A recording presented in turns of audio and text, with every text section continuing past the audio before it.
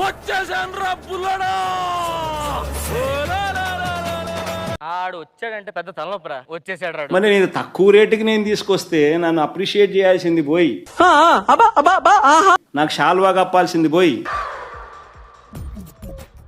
నవ్వు ఆపుకుంటున్నావు కదరా, నన్ను పొగడాల్సింది పోయి, ఏంది మాటలు?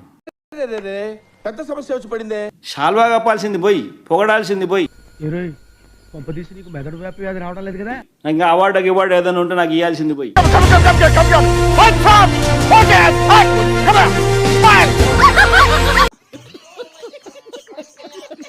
సంపద సృష్టి నేను చేస్తే ఆయన సంపద ఆవిరి చేస్తాడు.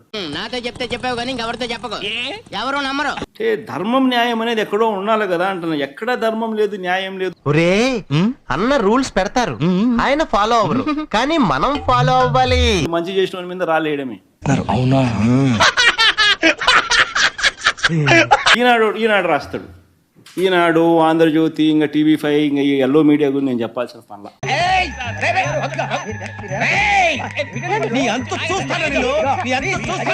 హాఫ్ బేక్డ్ నాలెడ్జ్, సగం సగం తెలిసి సగం సగం తెలియక. తెలుగు రాదు, ఇంగ్లీష్ రాదు, సన్నాసి అతవా. దాంట్లో అదానీ గారి తర్వాత మన తెలుగు బిడ్డ మనోడి పేరే ఎక్కువ ఉంది. వాళ్ళ మీడియా ఏమో సమర్థించుకుంటది, మనమేమో తీగ లాగుతా ఉంటాం. అమెరికా దాకా ఎందుకు వెళ్ళింది ఇది అని చెప్పి మనం లాగుతాం. దానికోసం ఆయన ఇప్పుడు పరువు నష్టం దావా వేస్తా అంటాడు మా మీద.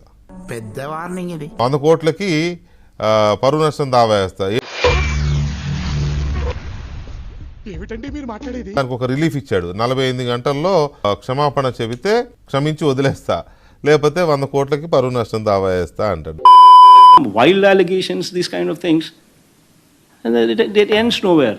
Inadu and Andhra Jyoti would be a typical case where I would be filing a defamation case. I'll sue them for 100 crores. In fact, I'm going ahead and giving them notices. I'll give them 48 hours to render an apology.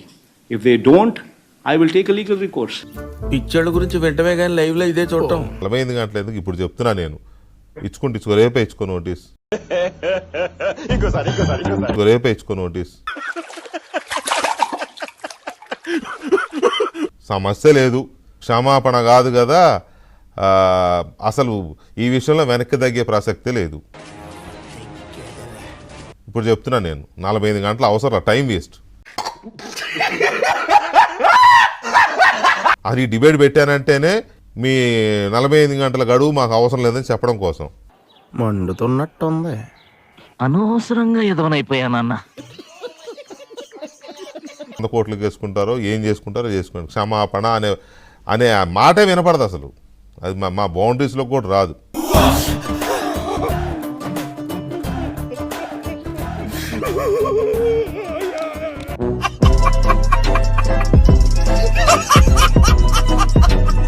ఇక్కడ ఒకటి పీకు, India కినపడేటట్టు పీకో. బాగుండదు. ఏకమైనప్పుడు పీకో. కాదు నా మాట. నువ్వు నిజంగా భారతీయుడు అయితే పీకో. ఏకమైన పీకో. Okay okay.